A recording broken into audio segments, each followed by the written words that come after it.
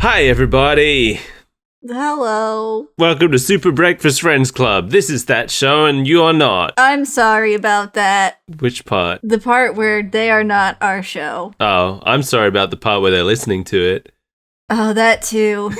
You know I'm the most apologetic about people having to listen to this. I know, you've sent out a lot of condolences cards. Especially on today, the darkest of days. Why is it the darkest of days? Because we've returned! We've returned to Sonic the Hedgehog yet again! Oh no, play the theme song!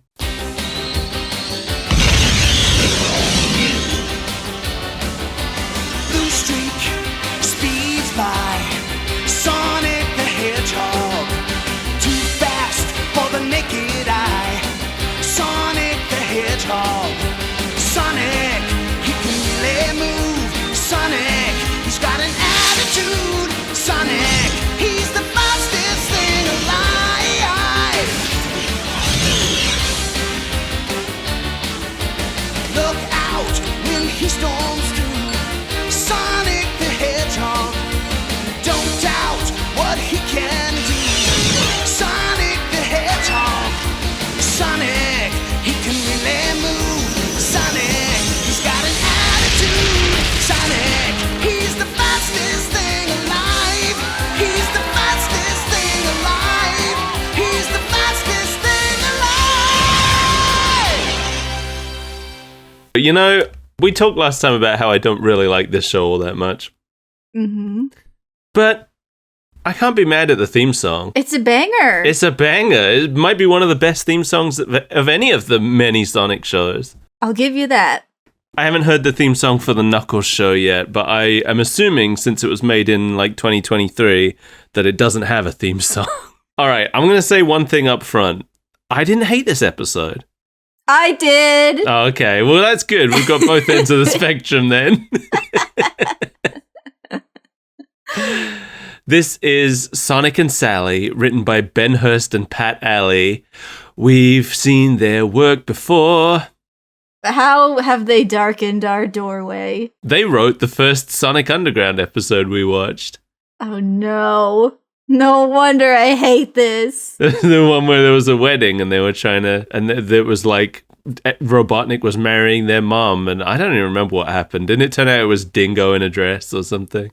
I don't remember that at all. All I'm thinking about is how Robotnik has cheated on his wife, Sonic the Hedgehog. With his mother.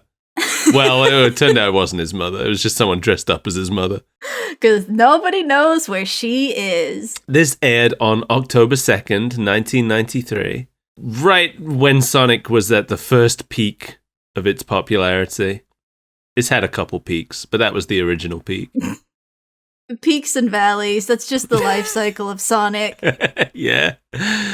Well, you know, just like in the games. You go up the hill, you roll down the hill. Yeah, peaks, valleys, loop-de-loops. I guess, if we want to make it more of a Sonic analogy, this is when he was at the peak of the first loop in his popularity. But it's a long way down that loop. And there's a lot more to come. First thing that hit me when this episode started is the Back to the Future sting in the background music. I don't know if you noticed that.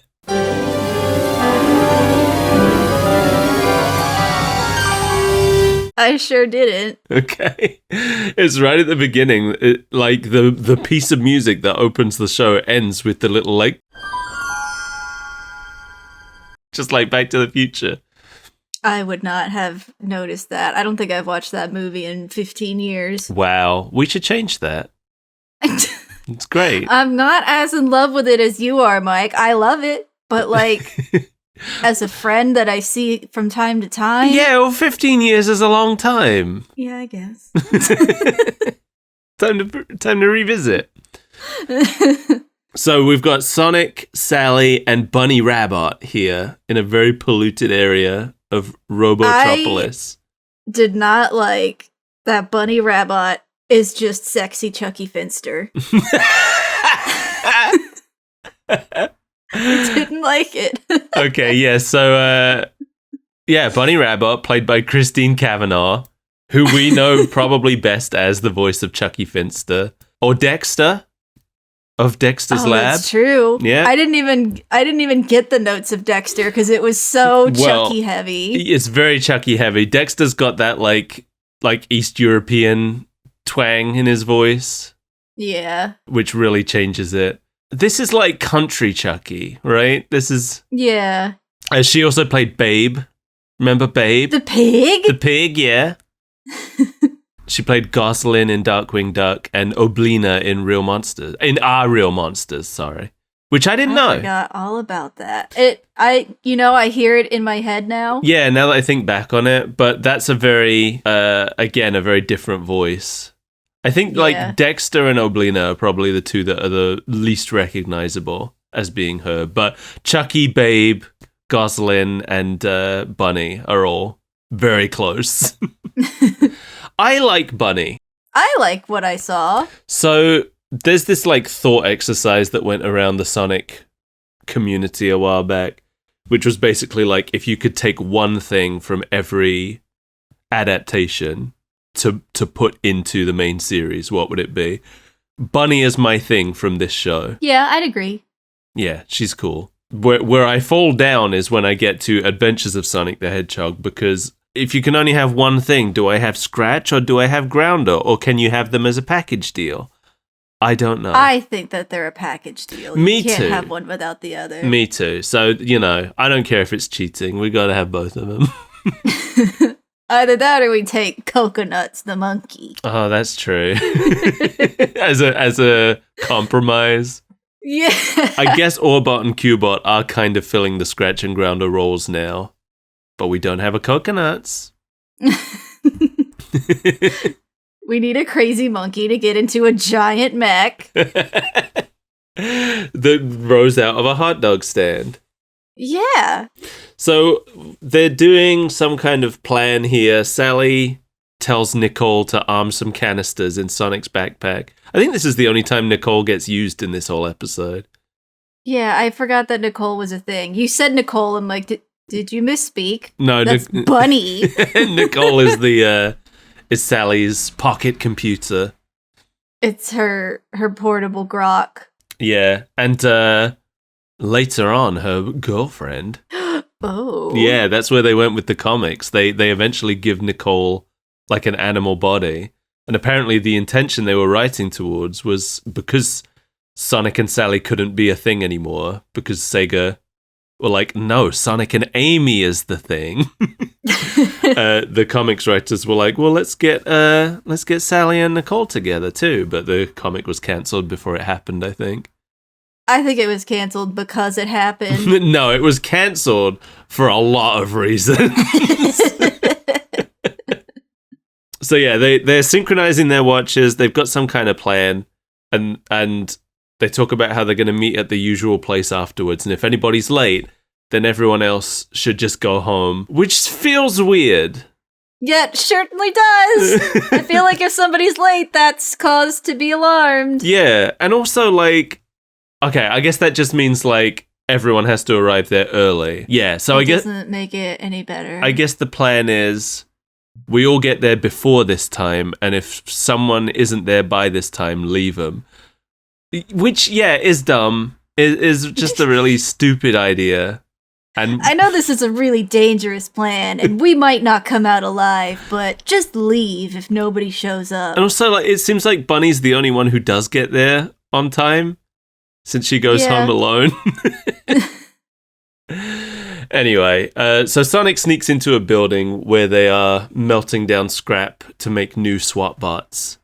The SWAT bots are really bad at their jobs. It's something that we see. The SWAT bots. They're so boring. They're very boring. Thank you. I don't like any of the robots in this show. It's such a shame because I love Eggman's robots in the games. These are not them. I think Eggman has an incredible design philosophy, which is largely about bright colors and googly eyes. And I love it. It's very Banjo-Kazooie. It's, yeah, but I think what I love so much about them is that they're all such silly, goofy designs, but they all look like real robots as well, you know? Right. Like you can see that there's function to them. Yes. There's a design to it. Because I love the Mega Man robots, but a lot of them, you look at them and if you didn't know they were robots, you wouldn't know they were robots, you know? They just kind of look like little creatures. All of Eggman's robots still look like real robots. They're like so well designed in that way, but they're also very silly and cartoony. And it's very difficult to get that balance correct, I think. I've seen a lot of spin-off media do Eggman robots wrong, but when they're right, they hit so good. These robots are just boring man robots. Yeah, I hate these robots. And they're all the same. Yeah, just humanoid, lame, no personality. I want Sonic to be running away from a bunch of crab meats and caterpillars. Or coconuts in a giant hot dog net. Yeah. See, Adventures of still doesn't quite get it right because the robots are a lot more like flexible and like malleable, but they're still closer, you know? Yeah. Still closer to what we want. They have the personality down. Yeah. I think the look would be really hard to do. You need an anime studio to get that look down. Yeah, and this is just an old-fashioned cartoon. You needed them to be bendy and noodly. Exactly, yeah. So I get it. Anyway, Bunny gets detected, but the robots are just like, whatever. It's just a misfire. That happens sometimes. We don't need to check. But when a rock gets thrown, baby, pull the car over. We have got to look. Also, like, when they're all counting down on their watches until the next phase of the plan, Sally seems to be just standing in the open as a patrol car just, like, flies by behind her. Just like... No, these robots are awful. This Robotnik is so ineffectual in general. He's ineffectual at screaming. He's ineffectual at roboting. Yeah. Because, like, every time he's going to scream no, it just sounded like a sinister whisper. No. Yeah. I love Jim Cummings, but... I mean, me too, but this isn't his best role. He's basically using the voice he used for the Master in Fallout for this. But they're very different characters. They're very different characters, and it's not as menacing coming out of Robotnik as it was coming out of the Master. Because the Master is really scary. I guess this Robotnik is scary to children, and we're not children. Yes. But we've seen Robotnik's golden statue of himself in other media, so we know better. Golden naked statue of himself. Don't forget that detail. Sorry, that is very important. I feel like this is the only Robotnik who doesn't have a golden statue of himself. All the others and that's where he fails as an adaptation. And the thing is with this Robotnik is it's not because he didn't try to have a golden statue of himself. There's like a melted lump of gold somewhere in this city. He just fucked it up. So Bunny cuts the power, I guess, to the building. Sonic starts placing these canisters around it. Sally's role in the operation seems to be to get captured, which she does. Yeah. Good job, Sally. Now, I guess we're to believe that her entire role in this was just to detonate the canisters. I feel like that's a middleman we didn't need. Yeah, I feel like either of the other two could have also handled that job just fine. But oh well. Nicole won't talk to Sonic. It had to be Sally. Yeah, nobody else knows how to converse with a robot. They talk to her like she's a thing and not a person. She just doesn't like it. Sally gets seen because she was just standing in the open and she gets caught. Bunny arrives back in Knothole, their home, where she's greeted by Rota and Antoine. This is Rota's first appearance. He's a walrus.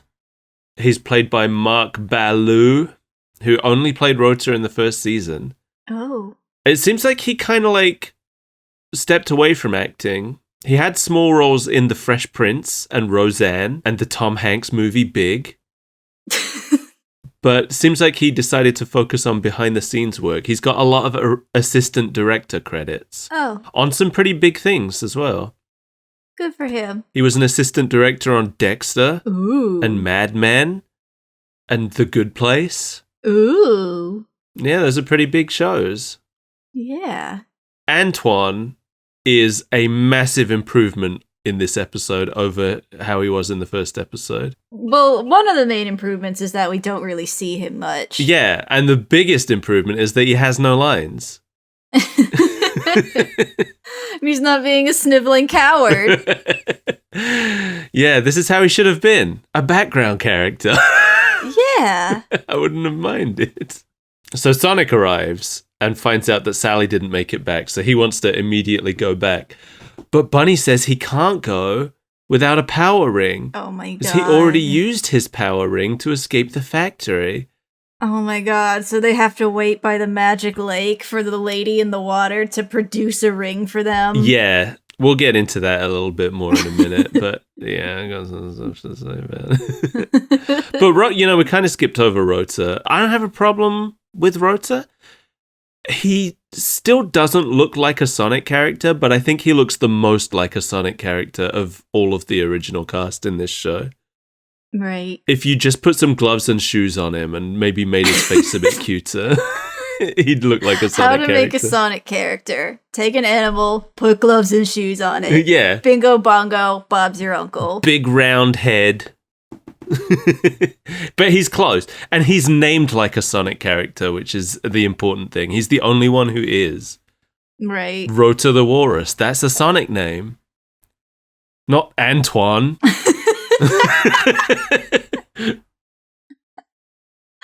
Oh, Antoine, you'll be catching strays till the end of time. He's not even really in this episode, but I'm not going to ease up on him. No, he doesn't get a pass. He's still terrible.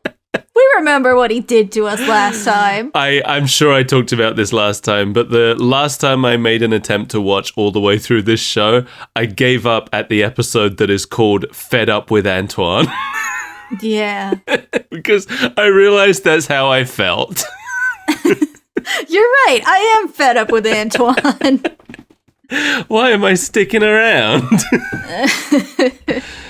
So we're back at Robotropolis now. Robotnik and Snively are interrogating Sally and prepping a robot with enough memory to duplicate human complexity. So I took a little peek at the Sonic Wiki page about this episode, and it calls this an error. It's like, it says that it duplicates human complexity, but she's not a human. And I'm Sonic Wiki, get off your dang high horse. I'm like, listen, guys, the phrase enough memory to duplicate chipmunk complexity doesn't sound very impressive. I don't understand. The robot's just out there running around, skittering around in circles and digging. Yeah. Why is Sonic not fooled? Doesn't quite have the same meaning, does it? Okay, Sally says, "Sure I will, when you get a life." Oh, burn. This is like the most 90s phrase in the whole episode. It's not even a good burn. It's it's just bad. And then they just steal her voice because she had to be sassy. Yeah. Which, TBH, that would be me as well. Yeah, they have this robot. They have it mimic Sally's appearance. And then I guess they like scan her brain to copy her personality. But I have a lot of problems with that. I have a lot of problems with this robot in general. I'm going to go out on a limb and assume that your problem here is the fact that they apparently copied Sally's brain, but the robot doesn't know anything. It doesn't know anything, and it doesn't actually have her personality at all. No. Which ends up being its kind of like undoing.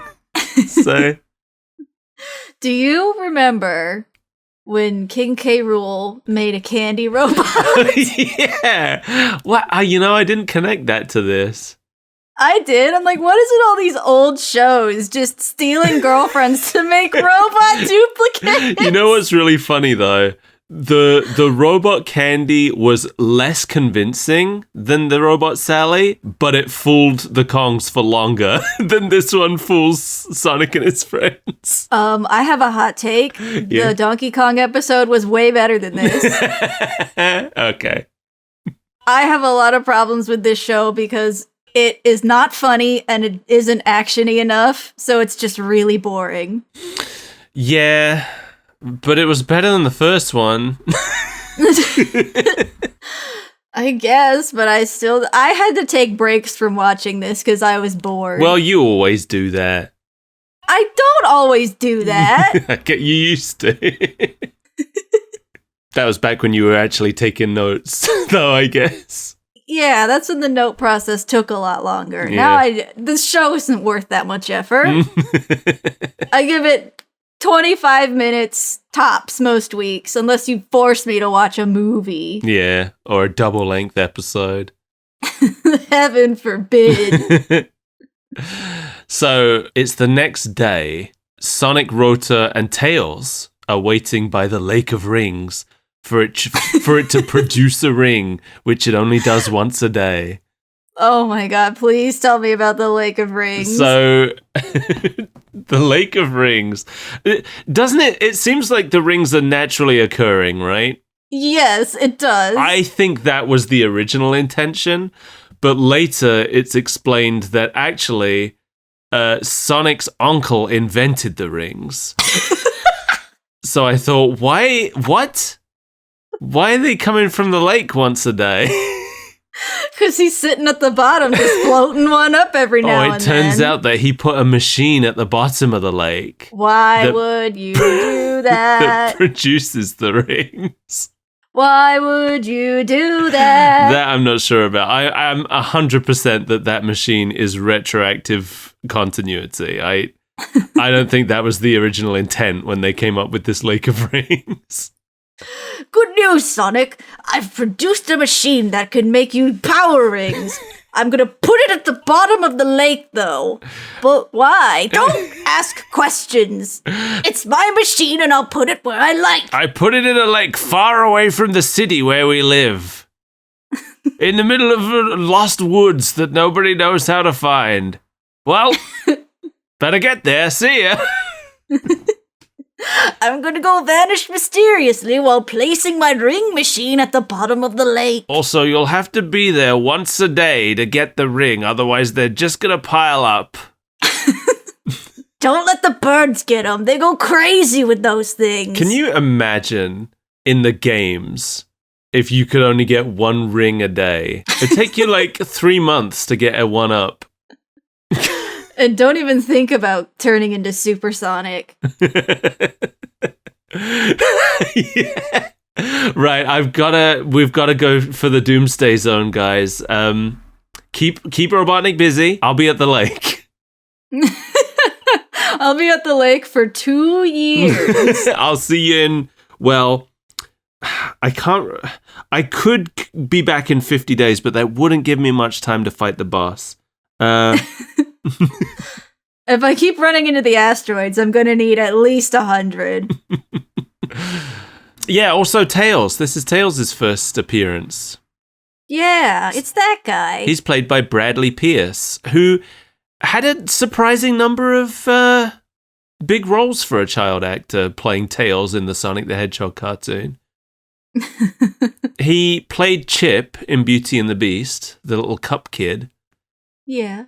And he was also Peter in Jumanji, the main boy, which I had no idea about. I really enjoyed his performance in this. He did a good job. He's very cute. He's super cute. All of my favorite scenes in this episode were I think Tails actually saved this episode for me because he had all my favorite scenes in this episode. I actually think, like, I know I said I came away from this episode with a positive feeling. Now I'm looking back on it, I'm like, yeah, if Tails wasn't in this episode, I would have hated it. Turns out Tails is just cute. This episode is dull as hell. Yeah. Bradley Pierce also played additional voices in a bunch of Studio Ghibli films, including Porco Rosso, Whisper of the Heart, and The Cat Returns. And apparently he does some additional voices in Detective Pikachu too, the movie. That's fun. Yeah, so he's still out there acting. And I said it before, but when I find out that a child actor is still acting as an adult, I think that's how you know that they actually wanted to be an actor. They weren't forced into it by a stage mom, you know? Yeah. So Sonic gets his ring and he leaves. The fake Sally is having a conversation with the real one, and I guess it convinces her that it's the real Sally. Oh no, that is me. How did I get on the other side of the cage? She's very upset. I think she realized that her stupid boyfriend was going to fall for it 100%. Yeah, I think you're right. Yeah, because earlier she said Sonic's too smart to fall for a fake Sally. And I was like, you really think that, Sally? Do you really believe that? You really think Jaleel White Sonic is going to see through this ruse? I'm not convinced. Absolutely not. Maybe Adventures of Sonic, because Adventures of Sonic is basically 90s Bugs Bunny. I was going to say, Adventures of Sonic has the benefit of being extremely cartoon character. Yeah, he kind of exists in outside of the reality that the other characters exist in. And he has a full wardrobe of disguises in Hammer Space. When Sonic shows up, Robotnik activates all of the traps, and Snively is like, I thought you wanted to let him in. And I feel like Snively should be smart enough to realize that if they just opened the doors and let Sonic in, then that would be suspicious. Right. Like, Sonic's not the smartest in this, but he's smart enough to know that that is a trap. Yeah, absolutely. But also, like, even with all the traps on, Sonic evades all of them pretty effortlessly. And to me, it really hammered home that all of these sneaking missions are just so that Sally can feel important. We gotta give her something to do, guys. She's the princess. Her dad is missing. Like, she's going through it. If Sonic wasn't taking orders from Sally, if he was just allowed to be Sonic, he probably could have taken Robotnik down in a couple days. Well, that's why he needs to be weighed down, because otherwise there's no show. Yeah, okay. Yeah, they needed to hamstring him with a bossy girlfriend. Yeah, Sonic's a little bit of a Mary Sue. Oh, a little bit. 100%. But Mary Sues are only a problem when they're girls, you know that. True. If it was Sally Acorn doing all this show would be unwatchable. No, it would just be, it would be exactly as watchable, but nobody would watch it. That's the problem. That's the thing I always find so funny when people complain about Mary Sue's, because like all of the most popular characters in the world have all of those Mary Sue traits, but they get away with it because they're men. Iron Man is a Mary Sue. Naruto does it. Luke Skywalker is a Mary Sue. Ash Ketchum is a Mary Sue. But they all have dicks, so it's okay. Yeah, it's okay because Ash Ketchum can't actually beat the Elite Four. I guess Ash Ketchum is he's a Mary Sue in every way except the brain. He's still a dumb idiot, so. Yeah. But he can't bumble his way through the league. But if he puts some special gloves on, he can shoot aura spheres. And his Greninja can turn into him somehow. I forgot about that. I don't even know what its deal was. As soon as I knew that Ash Greninja was a thing, I was like, okay. Oh yeah, I've never seen the episodes. Okay. I don't know actually about. I haven't seen any of the XY show actually. I last stopped watching during Black and White. I've heard that the XY show picked up. And I've also heard very good things about the Sun and Moon show, but I haven't watched any of that. I did watch a little bit of Pokemon Journeys, and that was good. But we're watching Sonic the Hedgehog right now. Yes, we are. So Sonic, he gets into the base. He lures some guards away with a really bad impression of Robotnik. He just gets a styrofoam cup and talks into it, and they're like, "Oh, that's him. That's our boss man." Yeah, and then like a similar thing with the panel to unlock fake Sally's jail cell. Where he just kind of yells at it until it's like, oh, only Robotnik would yell like that. Voice print approved and print necessary for certification. Open up this cell, or I'll rip out your electronic brain. Certification unnecessary. You are Robotnik. That's the only scene that I kind of liked, because it was dumb enough. They don't like confirm this either way, but I'm assuming that Robotnik is behind the scenes, just like Letting him in. yeah. But I like to think if they had shown it, then we would have got to that point where he's yelling at the handprint machine and like being like insulting with his impression of Robotnik. And I think we would have seen Robotnik behind the scenes being like, I'm really insulted by that, but I guess we have to let him in. I like to think that the handprint machine was the only thing not in on the joke, but it's just used to being beaten by Robotnik. Yeah, I love the fact that even the scanner for his handprint apparently has sentience.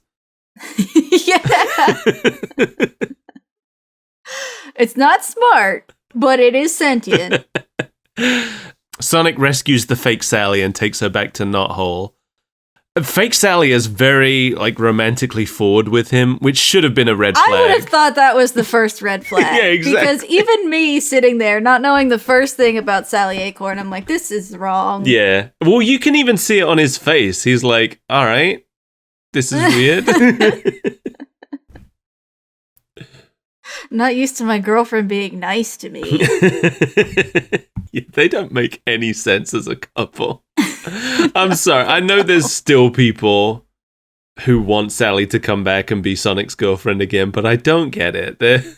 I guess it's like an opposites attract thing, but I don't see it. no, I don't like it. Because I don't really get opposites from them. They're like just different. Well, they're opposites. I think as the show goes on, you see more. They're opposites in that she is like very orderly and is like very tied to her kingdom, and he is, you know, a free spirit.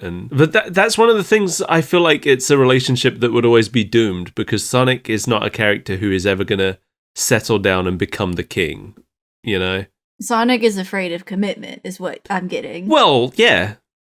That is like, that's why he and Amy are not an official couple. Because he'll never commit. Yeah, we know that he returns her feelings, but he just doesn't want to be in a relationship. And he's only 15, so He's been 15 for a long time, Mike. whatever. He's 15 forever.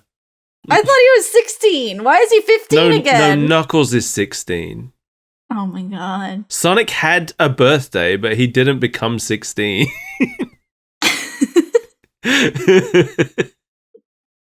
That's not how Like cartoons work. I had a birthday. I've had lots of birthdays. I'm still 21. This is the secret. This is what none of us have realized, you know. Bart Simpson keeps having birthdays, but he never turns 11 because that's the choice he made, and that's why he's still a small child. Yeah.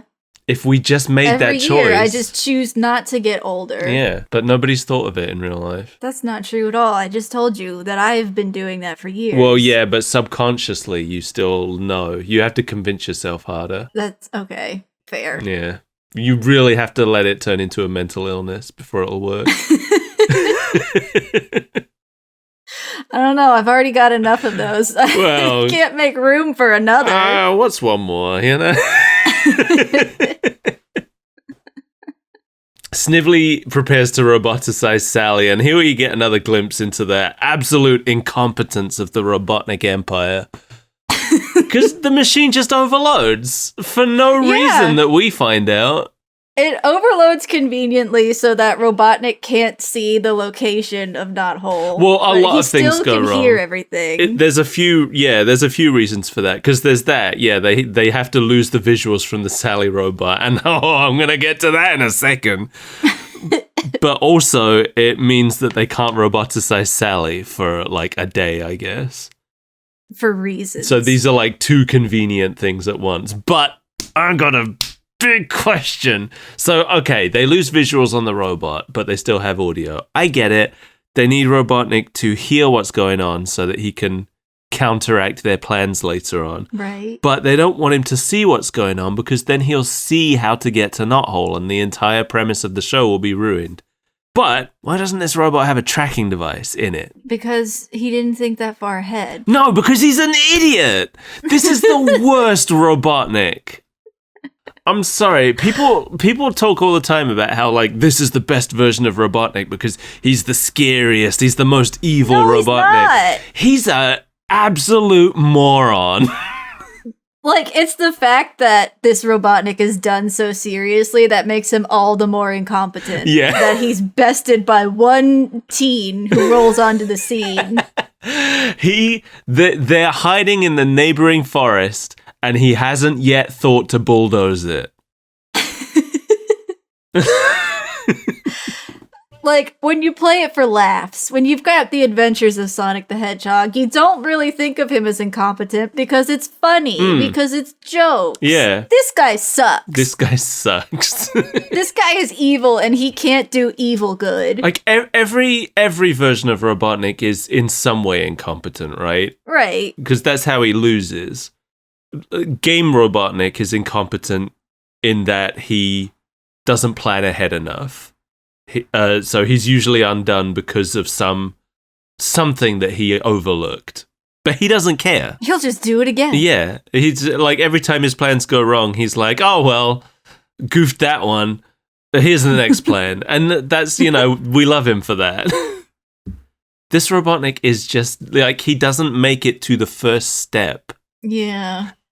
And what's even worse is that later on in the series, we will find out that he didn't even invent any of this stuff. He stole all of his inventions from other people. Well, then no wonder he sucks. He doesn't know how to do anything. Yeah. Like, he didn't even invent the roboticizer in this universe. I'm pretty sure Sonic's uncle did.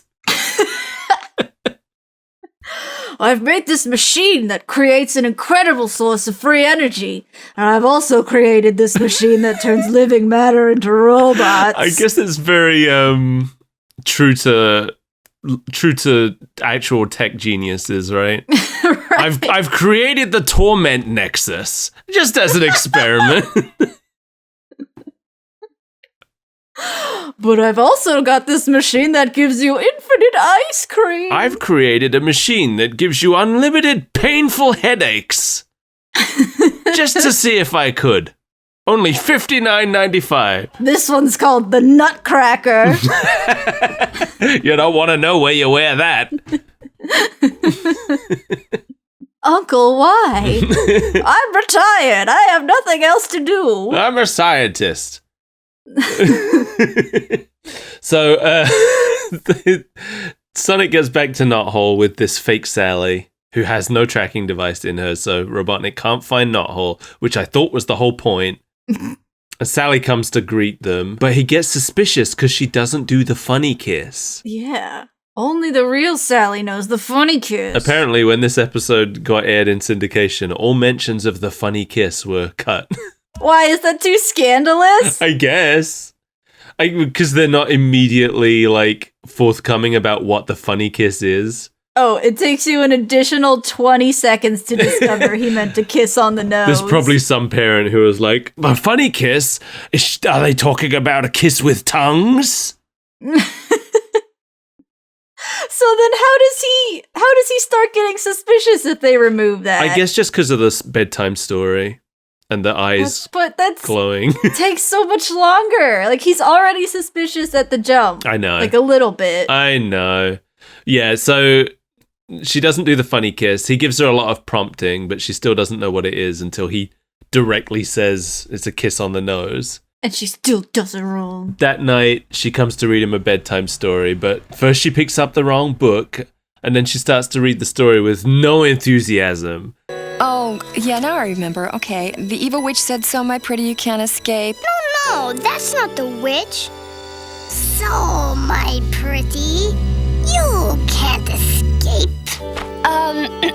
It's kind of late, Tails. Like, immediately, I was like, this is not how anyone reads to a child. Right. But, like, they said that they copied her personality, but she's so bitchy to this small child. I like, know. I'm busy. I don't want to read to you tonight, Tails. I know. Like, none of it.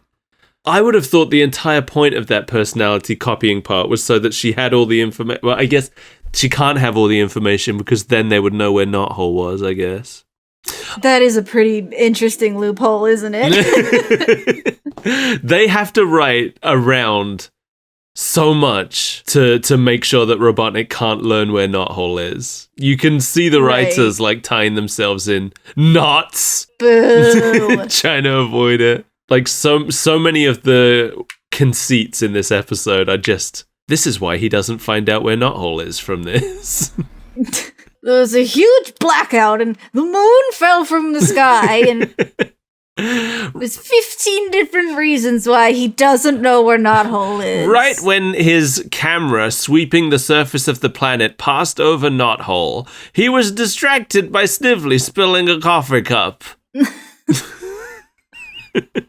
He and Mesmeron should get together, and maybe one of them can find what they're looking for. Robotnik will find the Power Pill Forest, and Mesmeron will find Knothole. Yeah. They're all really good at locating everything but the one thing they want the most. I don't even know why he wants Knothole so much. Is it just because that's where Sonic keeps going? I think he just wants to take over the Resistance fighters. Like, the point of sending Robot Sally in there is so that he can eventually, like, roboticize all the furry friends. That's true, yeah. Yeah, okay. Anyway, Sally's having some girl talk with Bunny that night. So then, my doggone arm just fell off. I was so humiliated, I just about popped a bolt. Oh, Bunny. Don't you hate it when that happens, ladies? I do, actually. And Sonic shows up to let them know that the factory they hit is still operating. Oh, no. Sally says that she was captured before she could detonate the charges, and she says it in a really suspicious way, even though it's actually true. Yeah, but that's also why it's suspicious. Sonic says they have to go back and finish the job, but Robotnik's listening, so he hears the plans. Oh, no. Because he wouldn't have known otherwise that his functioning robot factory would be a target. Now there's a bunch of stuff that isn't explained very well. I don't know about you. So Tails wakes up in the night and he catches fake Sally.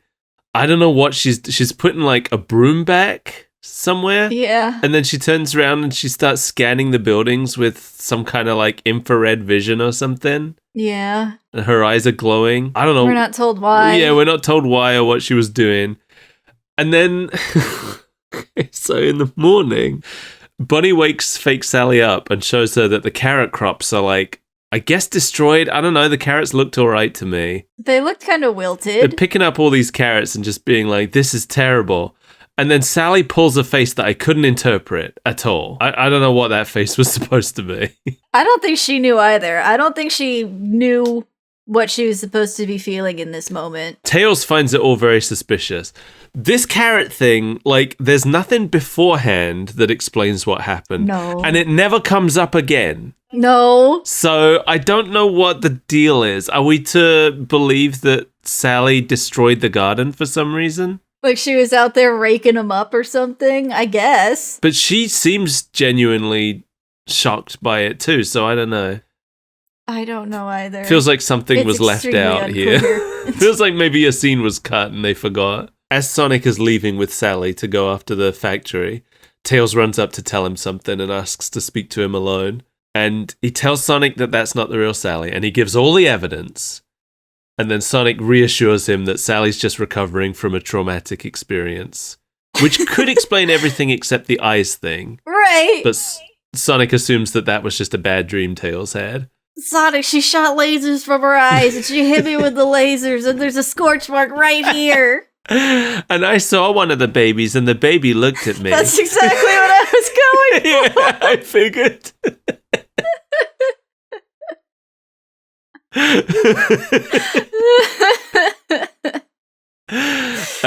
So let's talk about Tails a little bit. Yeah. This Tails is clearly younger than the Tails we're used to, right? Yes. He feels more like he's like 4 or 5 years old here than the 8-year-old Tails that we usually get. Than our very old 8-year-old boy genius. Yeah, but there is a big, when you know kids, there's a big distinction between a 4-year-old kid and an 8-year-old kid. I know. Even though it doesn't sound like much. And I see a lot of people complaining that normal Tails isn't written like an 8-year-old. I think those are people who just don't really know many 8-year-olds. That's true. I can't say I know many 8-year-olds. Because 8-year-olds are smarter than you think they are. They're not, as smart as Tails or Lisa Simpson usually, but they're not. I think a lot of people think that this is more like what an 8-year-old is, and this is way more like this is a little kid. Yeah. This is a I've learned how to speak 2 years ago child. Yeah. He's not. It's funny because if this was the normal Tails. And he told Sonic this stuff, I think Sonic would have just believed him outright instantly. Sonic would have just turned around to Sally and been like, hey, my genius friend says that you're fake. Let me see those eyes. But the relationship he and Sonic have here is really cute, and I liked it a lot. Yeah, because Tails is adorable. Tails is adorable, and also like the way Sonic deals with him is adorable as well. I did think that was cute. Yeah. He's like, it's man talk. With this teeny tiny little boy. He's very supportive, and it's a really, like, this is a good big brother, Yeah. I really liked it. And we do see Sonic have, like, in the games, we do see Sonic have this relationship with other characters, just not with Tails. Tails is a fully grown adult. He doesn't need a big brother. Tails is still Sonic's little brother, but they're a lot more equal than in the games than they are here. But I guess that's because the age gap between them isn't as big. But we see this kind of relationship with, like, when Sonic interacts with Cream or Charmy, we see him behave like this. So we still get that cute older brother Sonic. I mean, he's older brother Sonic with Tails too. It's just not quite the same kind of older brother, I'm really glad we got into the nuance of older brother Sonic with every single character. Oh, come on. Just engage with the topic. No, I will not. This is where I noticed Tails' shoes weren't his normal ones too. Did you notice that? No, I didn't. They just took Sonic shoes and inverted the colors. I don't pay that much attention. I'm not married to Sonic the Hedgehog like you. All right. Do you remember what this show that we do is? No. No, I don't. It's been a week. I've forgotten. All right. I think you need a timeout. You know I am not supportive of your Sonic the Hedgehog love when it interferes with my job. This is exactly how I am with any show we watch, Mel. No, it's not. Yeah, it is. It's not. You have a biased opinion. When we watch Pokemon, we both do this. You're just kicking back. I don't see how that's relevant to Sonic. Yeah, all right. Anyway, so Sonic leaves, and that leaves Tails just kind of standing there worried. I guess he's just got like a whole night now of being like, well, maybe my friends are dead. Maybe when they come back, Sonic will be fake too. Maybe.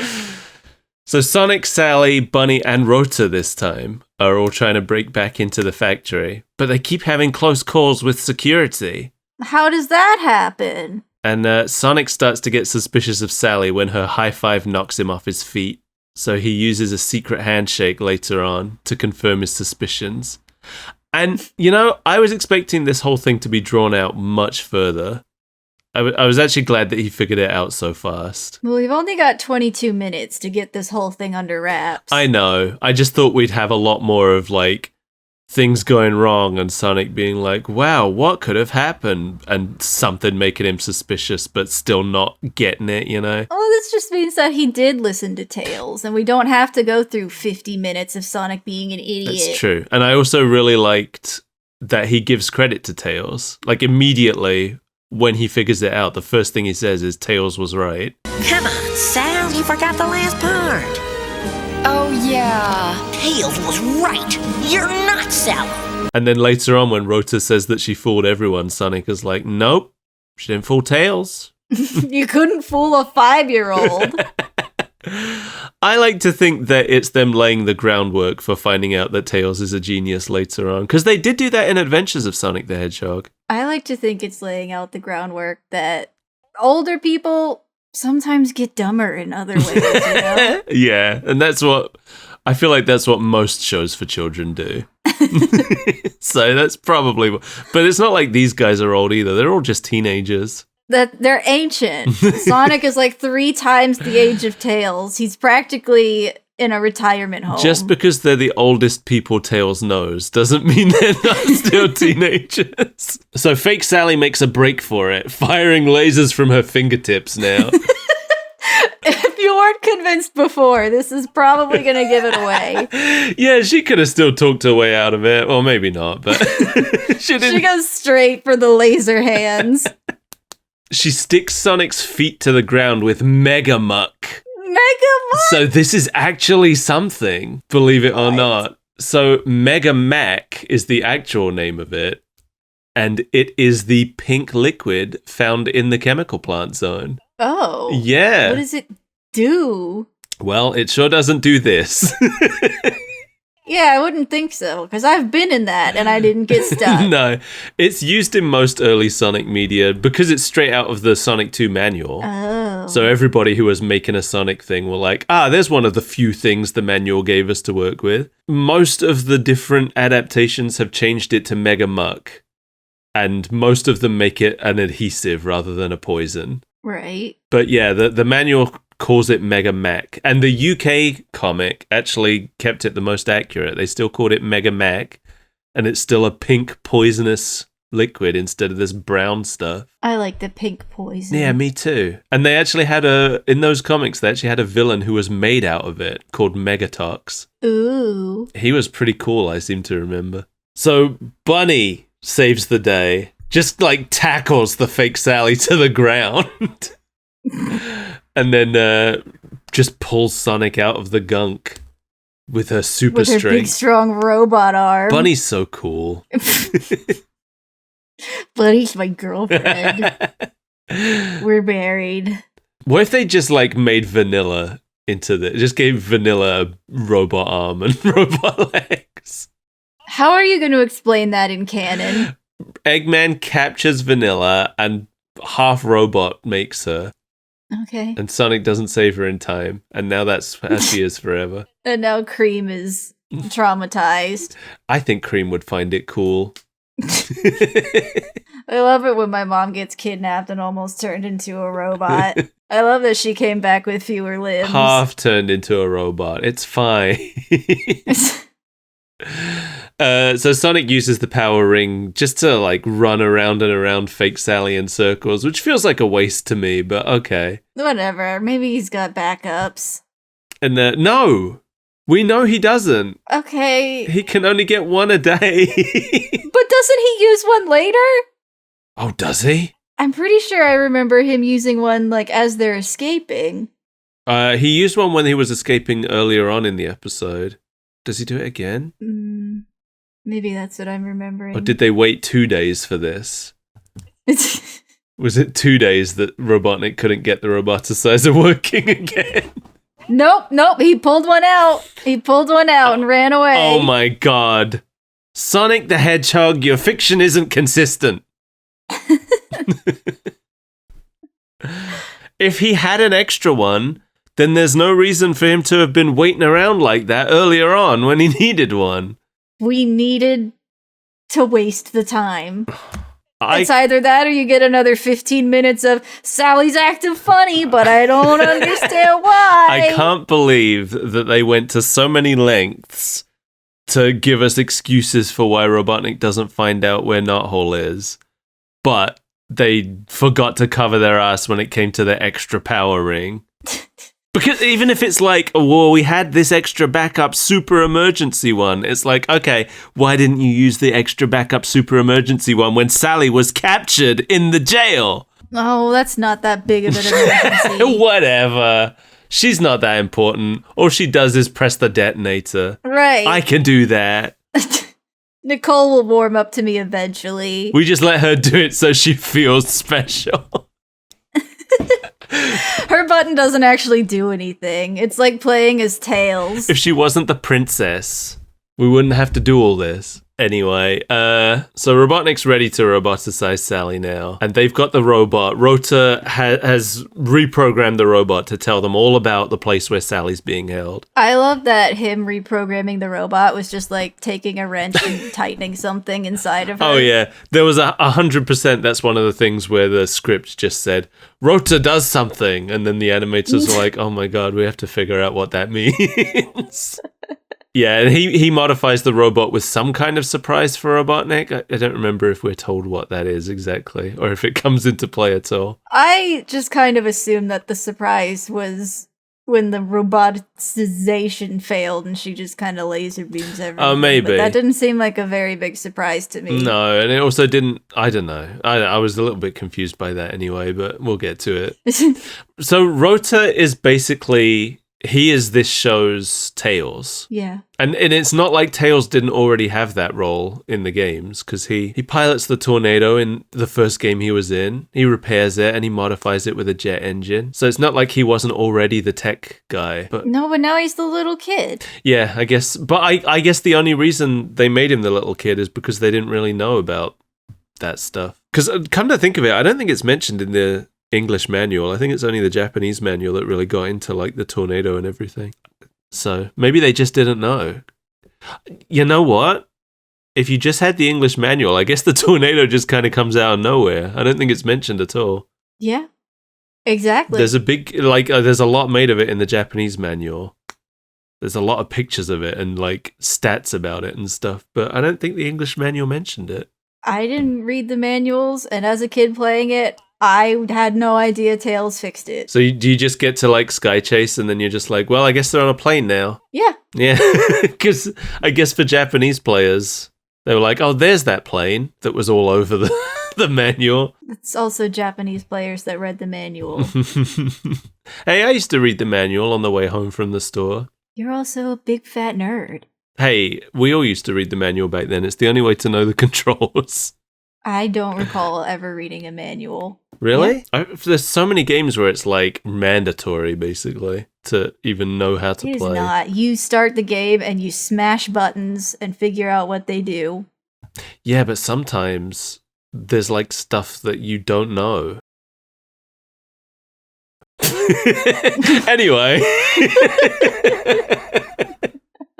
So Sonic takes fake Sally and heads for Robotnik's base, while Bunny and Rota steal a patrol vehicle. In the stupidest way possible. Oh, I know. What, they just like grappled the back off of it? Well, so they wouldn't stop when Bunny was setting off the heat sensor thing, but they stopped because she throws a rock, and they're like, what was that? An intruder. Listen. And then she lassos it. Hey, the detector detects human signs all the time and it's wrong, but it's never wrong when it comes to a rock. But my eyes just detected a suspicious rock. The instruments are saying there's a rock nearby. There shouldn't be a rock for 50 miles around here. It's dumb. It's dumb. They explode the SWAT-bot factory, and while Robotnik is distracted by the factory exploding, Sonic switches Sally in the roboticizer for the fake Sally, and they escape. This is basically the joke I made earlier, where he like turns away just in time to miss Knothole on the screen. This is basically that. Yeah, it's cartoons. Something exploded outside, and he missed everything that happened because he turned his head slightly. Yeah, it's cartoons. And Snively misses it too. So he tries to roboticize the fake, and like I thought the implication was that because she's already a robot, it overloads the whole system, and then she gets overloaded and goes nuts and starts destroying everything. But maybe this is what Rota did? Yeah, she was already programmed to be helpful because Sonic has her laser blast away into the base. Oh yeah, I just thought it was like the overloading. I was really hoping that it turned her into a double robot. Yeah. Well, she comes out and she like looks like the real Sally still. So I was like, what if roboticizing a robot turns the robot into a real boy? That's dumb. Turn it into a double robot. A robot's robot. Yeah. A robot with a robot inside of it. Yeah. I guess the roboticizer works differently. Maybe we talked about this last time, because In the games, when someone's turned into a robot, you just bop the robot and whoever's inside it pops out and bounces away. Yeah, but this actually turns them into a robot. Yeah, this straight up turns their flesh into metal somehow. That's why Bunny is part robot. And it's irreversible, at least at this point. Spoiler alert, it becomes reversible later in the series, but... Boo! Oh, I think they only managed to reverse it once and then they can't do it again for some reason. I can't remember. But Sonic and his friends get carried home by some random weirdos who I don't think we'll ever see again. Who are they? Where did they come from? Who knows? I just like that Sonic is congratulating Bunny on a job well done. And she's like, I have something those robots don't have. And I was like, big giant titties? She's like, no, a heart and a soul or something. Yeah. Like, well, two things can be true at once. Well, yeah. Yeah, this little like heart-to-heart between Sonic and Bunny was only there because this is her first appearance. But because it's so many people's first appearance, they really didn't make anything out of her. So they're just like, well, we got to do something. So we see Tails again. He's sitting by the Lake of Rings, worrying, when Sally shows up and convinces him it's really her this time. And then there's some like teasing that Sonic does. Says he's not convinced that it's really her, and then she gives him a kiss, and he's like, oh, now I definitely know it's not her, and grabs Tails, and they run away while she chases him. It's kind of cute. What a boring episode. I liked this episode the best when people were interacting with Tails. That's what I've realized. Talking about it with you. Tails and Bunny are good. This episode stinks. Yeah, but I do think this would have been a better first episode than the actual first episode was. Yeah, that's not saying a whole lot, but yeah. But this episode introduces us to more of the main cast. I think it lets us know pretty much everything we need to know about Sonic, Sally, Robotnik, and Snibbly. Like, they're not the most complex characters. The only things that the first episode introduced us to, which this one doesn't, were the whole concept of Sally's missing father. And Antoine. And I think we're fine without either of those things. Yeah. I've never been particularly interested in Sally's missing father. And I don't like Antoine. So my life has never been darker since Antoine has entered it. I think I get what you mean, yeah. I know what I meant. Yeah. Piece it together like a puzzle. My life has never been darker. No, don't spell it out. No, I'm just trying to pass the sentence. It's fine. It's fine. I knew where I was going. Oh, me too. I understood the emotion. Well, we did it. Thank God. We've defeated Sonic the Hedgehog episode 2. Thank God. You got anything else to say about it? No, I'm glad it's over. Do you have any questions for me? No. Yeah, you might have to. Is there a legacy? Well, I'm so glad you asked. Yes, there is in fact a legacy. But it's a good one. It's that Bunny got to keep existing after this show. Yay. In the comics, since the Archie comics were a continuation of this show, Bunny and Rota both continued on from it, which is nice.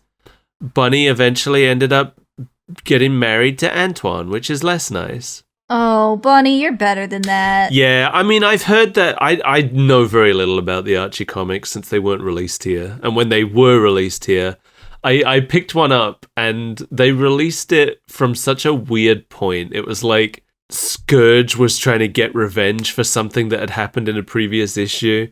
And I was like, who is Scourge? I don't know what happened. I'm not going to read the rest of this.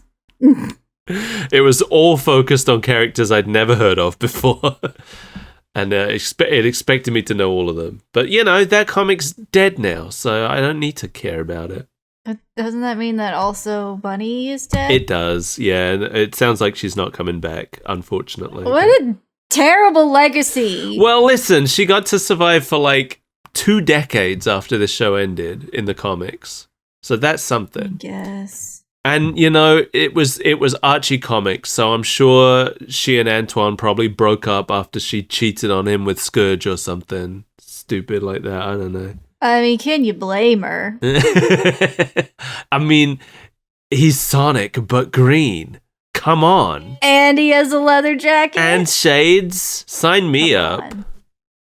I've heard Antoine became better in the comics, but I don't know what they did. Somebody let me know if that's true. Rota, I think they Dumbledored him. They made him gay? Yeah, but not within the text.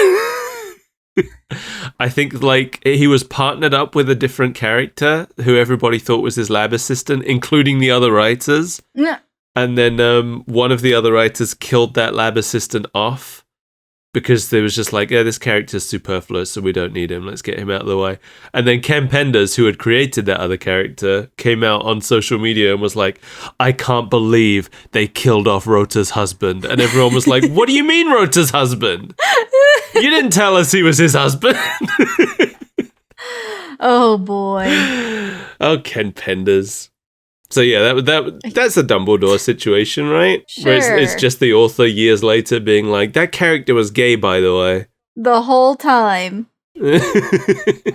Please give me flowers for my gay representation. I am an ally. To some of you. When it suits me. Well, Mel, thank you for watching this with me. I know it's every time I put Sonic on the list, I'm like, well, here we go. Listen, it's been a rough day. I had to call and make a doctor's appointment, and I haven't mentally recovered. I understand. No more Sonics. Never, ever. I'm going to put Sonic X on next week. I will barf so hard it will propel me to your house, and what I'll if you beat enjoy you up. it? We'll find the one Sonic show that you love. I like you love a the couple adventures. of I was gonna say you like a couple of them. I know you Adventures is stupid and fun. do. I think you'll like when we really like get into it. I think you'll like Sonic X.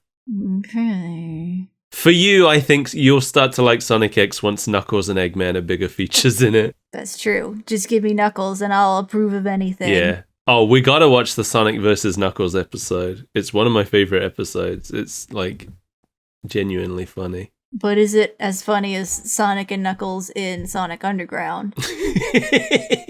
No, but for different reasons. Well, thank you for joining us, everybody. Yeah. I hope that you've enjoyed this show, at least. If you'd like to support this madness, go to patreon.com/superbreakfastfriendsclub, where you can sign up to do that.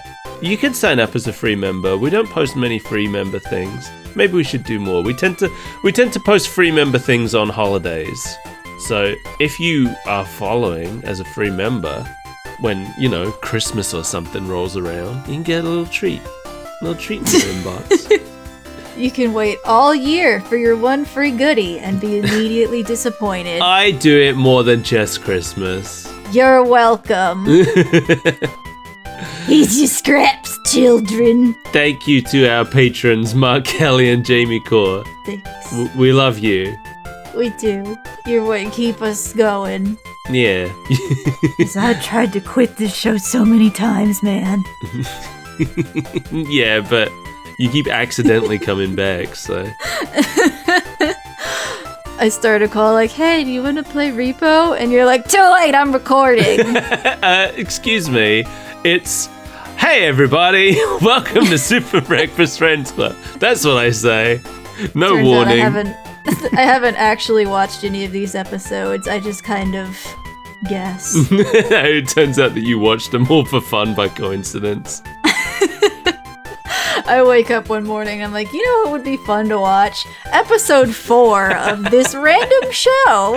Yeah, once you get to Wednesday, after a week of me subliminally mentioning the show to you.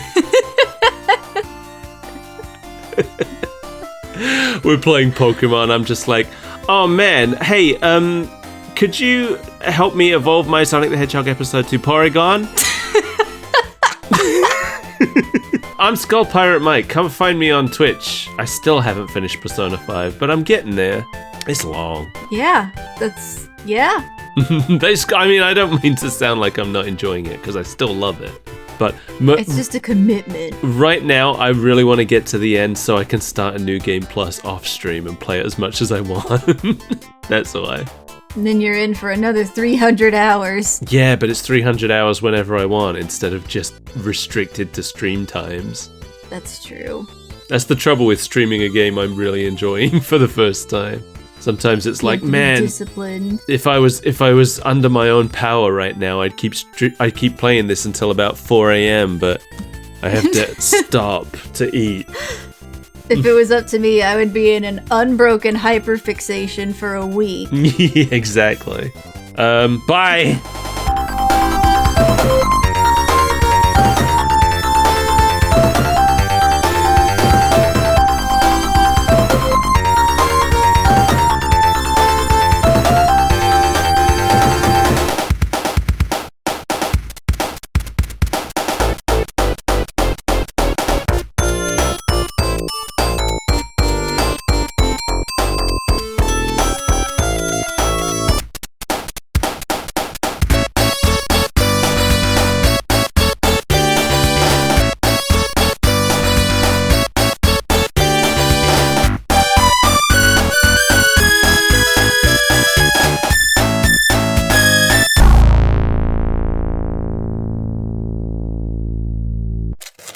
Good, my goldfish. Yeah, sometimes I just forget to end the episode. Yeah, I know that about you. Okay. Well, good.